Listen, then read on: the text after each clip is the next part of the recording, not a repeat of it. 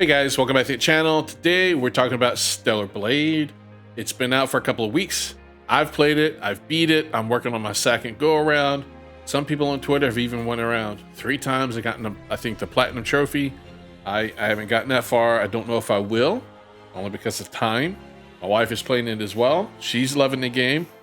But today I wanted to kind of give my viewpoint on it. And one thing I noticed online, which is really good, was basically that Stellar Blade has done really well for itself when it comes to user score. Their Metacritic user score is 9.3, which is extremely good. It is the highest user score of the year, 2024, highest PS5 user score, highest user score for a Sony game. What I love most about those stats and those facts is that, you know as well as I do, if you've paid attention to the Twitter discourse, there are people online that will probably be seething over the fact that it is scored so high from the user and fan base. Customers, Sony's customers, they love this. It's a great game. It's not just, porn, fat material that a lot of people on Twitter will try to say it is. Just because the main character is attractive and you can put her in outfits that shows her body off, doesn't mean that that's all the game is. Luckily, the game's gameplay, the story, all the other features in the game that we'll get into, it's terrific. This ain't going to be that long of a video, so I will go ahead and get into the one review that I think sheds a lot of light on what this game is about.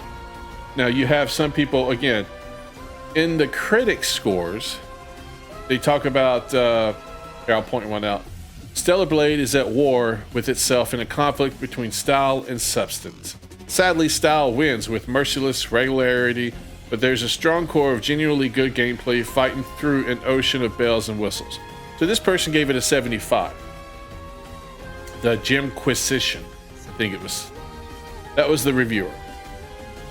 What you want to bet that what he means by style, that he laments here in his review, is the character designs and the way they portray Eve, as far as the outfits you can put her in, how sexy she is, the fact that so many people online are like all about it.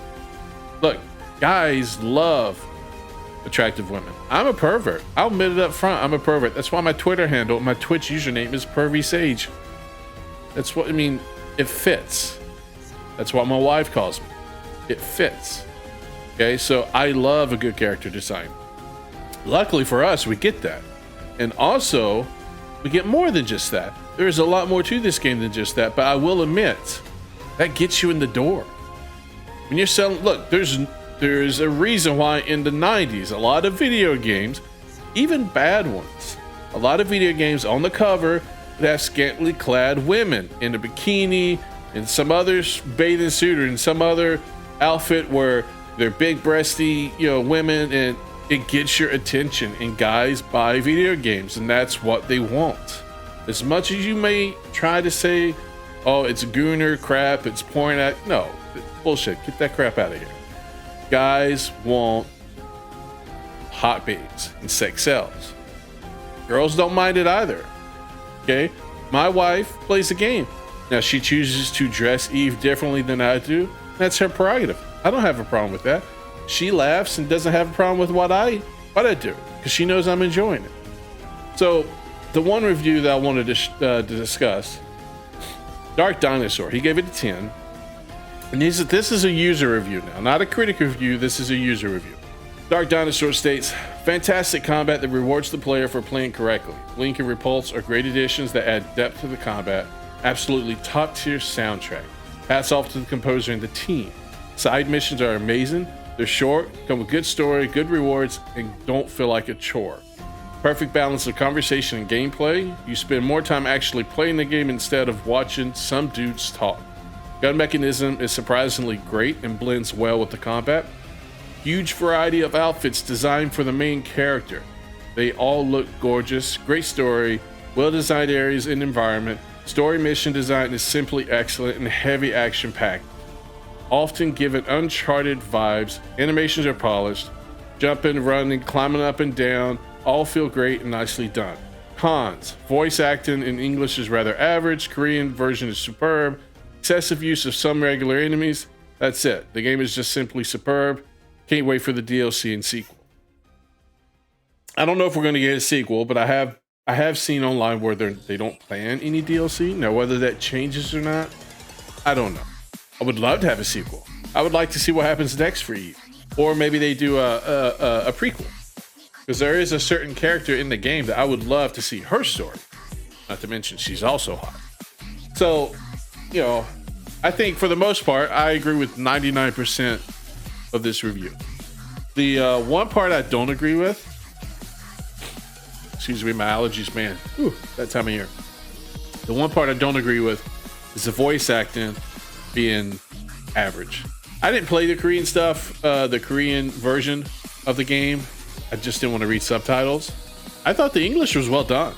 I thought both Adam and Eve and Lily, I thought the voice actors were good, that their lines were delivered well. I didn't have a problem with it. But everything else he said, I think, was spot on. As far as some of the combat, blink and repulse being great additions, that's true. Those are different things you can do within the combat to help break it up from just being a monotony of slashing your character or slashing your boss or your bad guy that you're fighting. The soundtrack is top tier. I will say that sometimes, depending on where you're at in the area, it does repeat a little bit. And if you're in the area for a long time, it can wear just a tad. But if you're taking breaks every like 2 hours, it's not really that big of a deal. Side missions are amazing. Some are, short. Well, they're all short, but some are, they add a little story to the whole game. Some add perspective as far as what characters think and the situation they're in and how they think about the whole thing. Adds their point of view to it, which is great.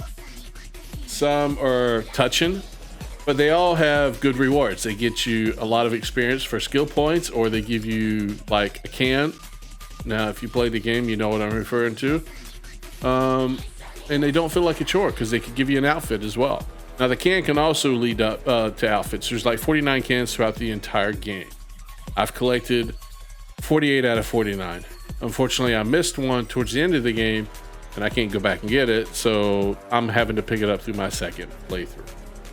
And if I get 49, I get what looks to be a banger outfit for Eve, and that's what my goal is. So, like I said, I think Dark Dinosaur was right on with his review. I think the game is great. I don't understand some of the drama around this. I really don't. Well, let me put it this way. I do understand, but they're just outreach farm. That's what they're doing. They got to get clicks for their websites. So yeah, I think the game overall is great. It delivered everything that I wanted. Hot characters, hot outfits, great story, great battle. I think everything is good. You get kind of some of the touchy-feely moments where you're like, yes, they did a really good job with delivering either that quest or the lines or the scenes. I think everything was done well. So I'm looking forward to seeing hopefully a sequel or a prequel. And if, look, the more they give me of this game, the more I'm eating good. Because this game is filet mignon. Unlike some games like the Suicide Squad, which is just shit. I don't like to eat shit. I like to eat steak.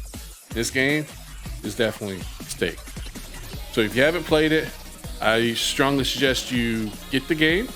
You can get the disc or the software game. If you want to play it uncensored, without the day one patch, you can. You'll miss out on some of the new game plus. I haven't installed my disc yet because I'm going to do it on a different PS5 if I can, so I can play uncensored a little bit and get some of the outfits that are uncensored. And I'll be honest with you, I don't know why they censored some of the outfits that they did, because some of the outfits that are still in there, I don't know if they're censored or not, but damn, I don't understand why they put like the lace on that bunny outfit, but yet there's swimsuits in there that show just as much, if not more, than the uncensored bunny outfit. I don't get it. I really don't. It makes no sense to me. I feel like it was a waste of time. And look, they try to come out and say that it was designed, that this was how they wanted it designed.